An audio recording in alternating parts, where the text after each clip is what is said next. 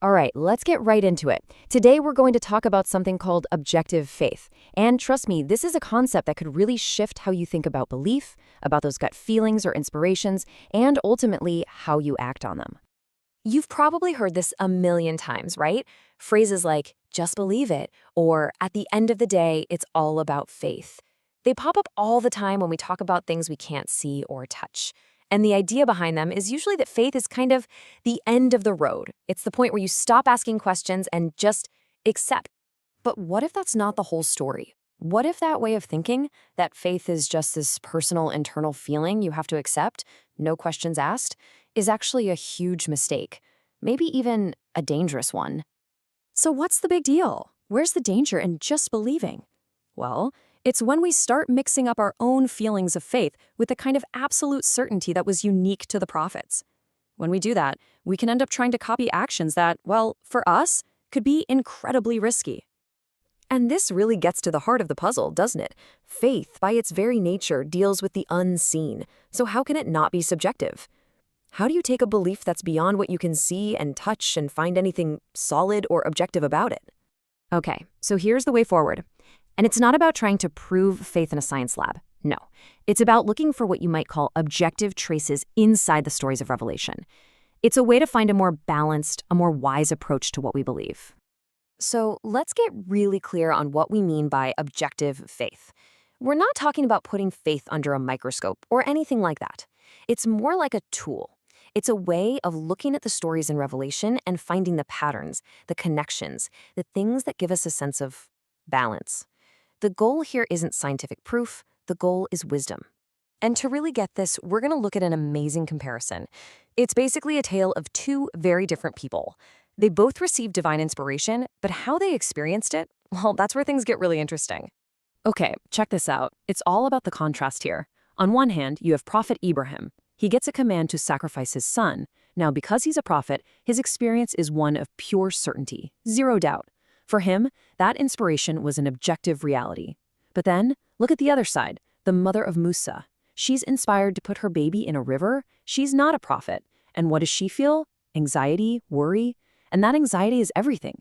It's the signal that her experience is subjective and that she needs something else, an objective anchor, to balance things out. Now, this isn't just some old story. This comparison is aimed directly at us. It forces us to ask a really important question. Who are we supposed to be like in this scenario? And here's the key takeaway. It's so important. We aren't prophets. Simple as that. So our position, it has to be that of Musa's mother. Whenever we get a strong gut feeling, an inspiration, especially if it affects other people, we have to treat it as subjective. It means we need to slow down, think it through, be cautious, and look for that objective balancing point. That anxiety she felt, it wasn't a lack of faith. It was a call to be wise. All right, so if we're not supposed to act with the total certainty of a prophet, what are we supposed to do when we get those really powerful feelings or ideas? How do we handle them? Let's break it down into some practical steps. This is how we can actually use this idea of objective faith.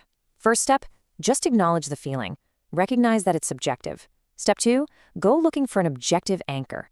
That could be a core principle from scripture, getting advice from someone wise, or just checking it against plain old reality. 3, really think about the real-world consequences. What's actually going to happen if I do this? And finally, step 4, act, but not with blind faith.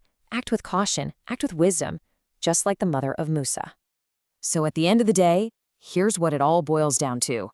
True faith isn't about taking a blind leap off a cliff. It's more like a careful, balanced walk on a tightrope. It's not about pushing your worries and anxieties away. It's about using them as signals that help you find a truly wise path forward. And that really just leaves us with one final thought to take with you. Think about your own life, your big decisions, those strong gut feelings, those moments that feel like inspiration. Where in all of that do you maybe need to pause and look for a more objective sense of balance?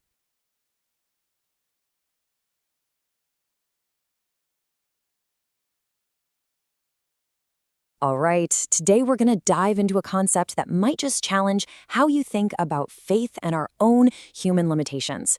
It's called Varying Scales of Humanity, and it's all about reframing that balance between divine inspiration and our personal responsibility. So let's start with a really core question. Does true faith mean you have to just ignore all the risks? To act with this kind of reckless abandon, believing that divine protection is all you'll ever need? It's a tension a lot of people feel, and it really frames our whole discussion today.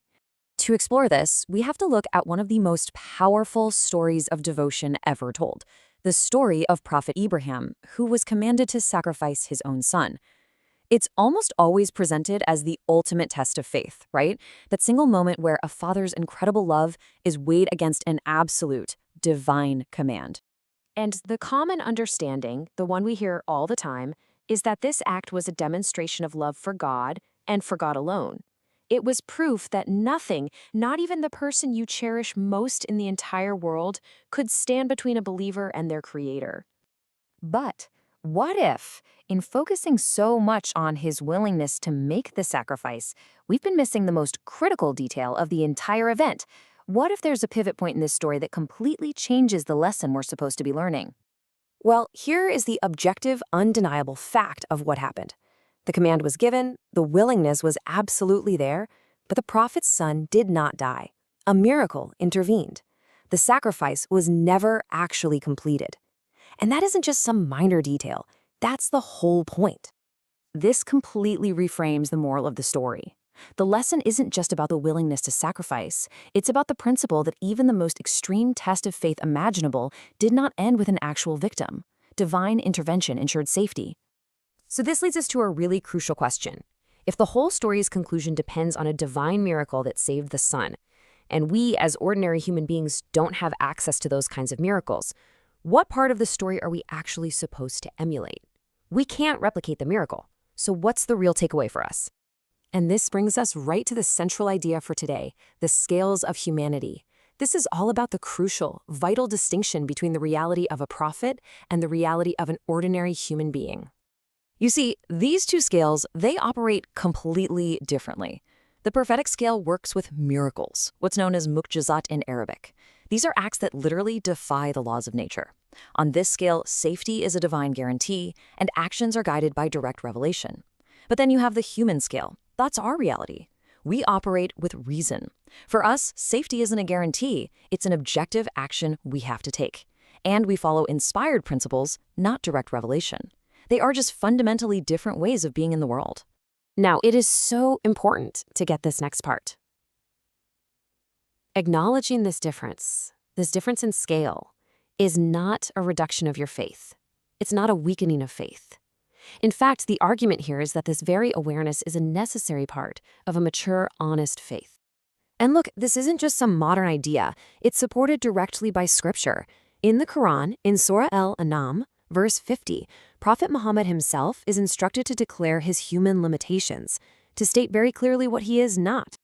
Let's just zoom in on this one phrase because it is so incredibly powerful and humbling. He is commanded by God to say, "Nor do I tell you that I am an angel." He is explicitly drawing a line in the sand, defining his own scale. So here's the crucial point then. If a prophet, someone who received direct revelation, was required to affirm his own human scale and its limits, doesn't it follow that we, who are not prophets, have an even greater obligation to recognize and stay on our own human scale? This brings us to a whole new framework, responsible faith. This is a model where your faith isn't measured by how reckless you are or how much you ignore reality.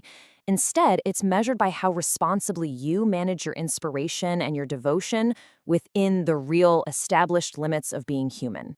So how do we actually put this into practice? Well, it kind of breaks down into three key shifts in how we think. First, we have to recognize our scale. This means being honest with ourselves and acknowledging that our lives don't come with a guarantee of miracles. Second, we have to embrace responsibility. So instead of just passively hoping for some kind of intervention, we actively take real, concrete steps to ensure our own safety and well-being. And finally, we redefine strength. We have to realize that true faith isn't fragile. It's strong enough to be honest about our own human limits. To boil it all down to one single sentence, it's this. True faith is not about ignoring the world as it is. It's about engaging with the reality of the world in all of its complexity with a deep sense of responsibility that's guided by that faith. And that leaves us with one last powerful question to think about. Is recognizing your own human limits a weakness of your faith? Or is it, in fact, its greatest honesty? It's a question worth reflecting on. Thanks for joining me.